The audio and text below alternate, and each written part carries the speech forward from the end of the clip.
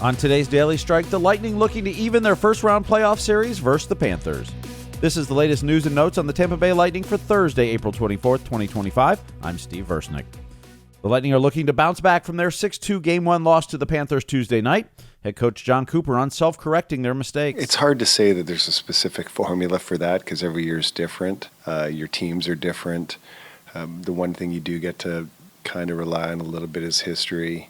How our players have dug in, and they're pretty receptive to what has not worked well and mistakes we've made and then correcting them. The penalty kill in Game 1 went 0 for 3 after being a top 6 unit in the NHL this season. Brendan Hagel is not worried. We have a ton of faith. We've been doing it all year. We've been very successful. We're top. I don't even know what it is in the league. We've had a really good year on the penalty kill.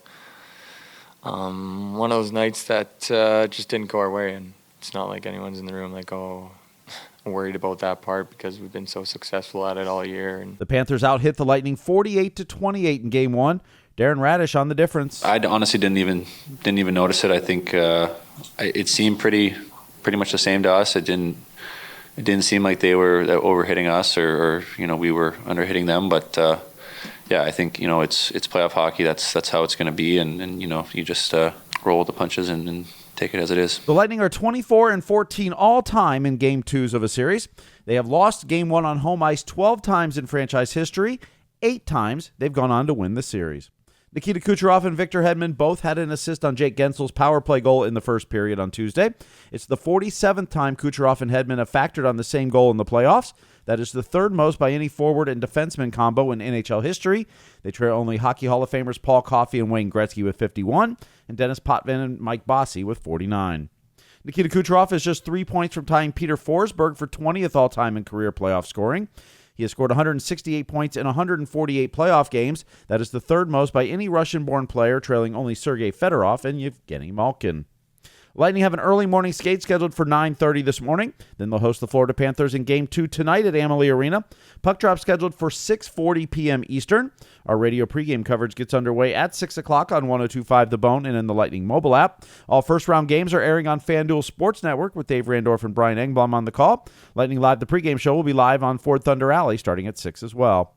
If you're coming to the game, get in your seats early to catch that pregame ice show. You can also check out our new show, Sticks and Stools, at Corona Bolts Bay, starting at 5:30. Danielle McBroom, Braden Coburn, and Ryan Malone will take you into the action on Ford Thunder Alley and get you ready for that game. You can watch it on the Lightning's YouTube channel. This day in Lightning history.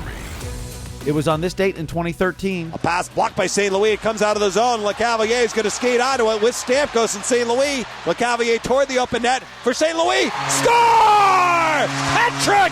Marty St. Louis! For St. Louis, it's his 7th career hat trick as the Lightning beat Toronto 5-2. Marty would finish with 8 hat tricks in his Lightning career. That was the franchise record until Steven Stamkos passed him in 2024.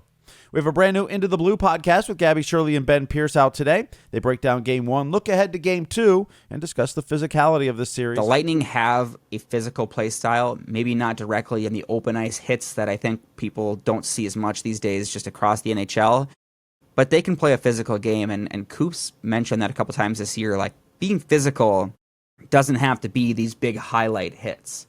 Right, he said it's battling in the corner, winning your battles there. It's blocking shots, doing these different things. You can be a physical team without necessarily racking up a bunch of hits. And I think the Lightning believe they are that. They can do that. And they said so today. They said, I didn't really notice it, right? Like, there wasn't like a big, oh my gosh, they're all over us. We're getting hit left and right.